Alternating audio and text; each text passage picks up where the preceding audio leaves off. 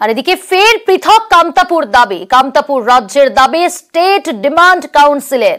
কেন্দ্রশাসিত অঞ্চল ও পৃথক রাজ্যের বিতর্ক, আর এই বিতর্কের মধ্যেই এবার নয়া দাবি। শান্তনু রয়েছে আমাদের সঙ্গে সরাসরি। শান্তনু, স্টেট ডিমান্ড কাউন্সিলের তরফ থেকে এই দাবি করা হচ্ছে, অর্থাৎ পৃথক কামতাপুর রাজ্যের দাবি করা হচ্ছে। এই দাবিটা তো স্বাভাবিকভাবেই নয়া বিতর্ক উস্কে গেল। অবশ্যই তাই, কারণ স্টেট ডিমান্ড কমিটি কিন্তু জীবন সিং যে দাবিতে আন্দোলন চালিয়ে যাচ্ছিলেন এতদিন, 2003 সাল থেকে যে কেওলোর যে একটা অবস্থান তৈরি হয়েছিল সেখান থেকেই কিন্তু দেখা যাচ্ছে যে তারা জীবন সিং এর দাবিকে সমর্থন জানিয়ে আসছেন।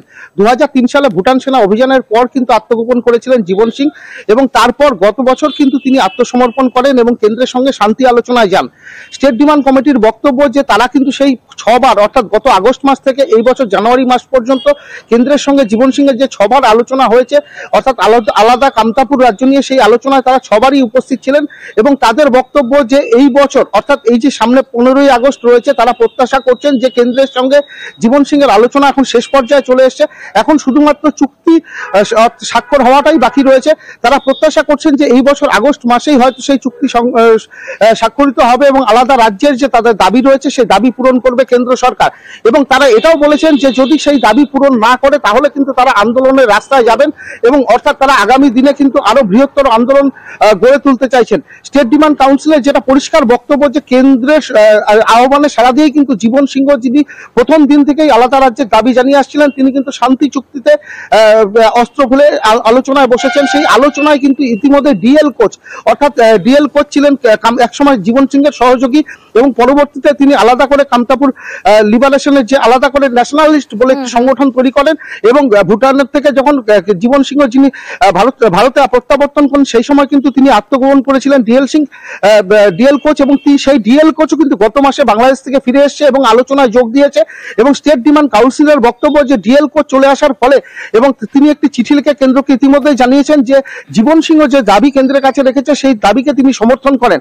অর্থাৎ সব দিক থেকে যখন সকলেই সহমত পোষণ করেছেন, সেক্ষেত্রে কেন্দ্রের সেই চুক্তি সম্পন্ন করতে কোনো সময় লাগার কথা না, অর্থাৎ সেই চুক্তি দ্রুত সম্পন্ন করে দেওয়া হোক, সেই দাবিতেই কিন্তু তারা সোচ্চার। এবং 15ই আগস্টের মধ্যে সেই দাবিটা যাতে পূরণ করা হয় সেই দাবি কিন্তু তারা জানিয়েছেন।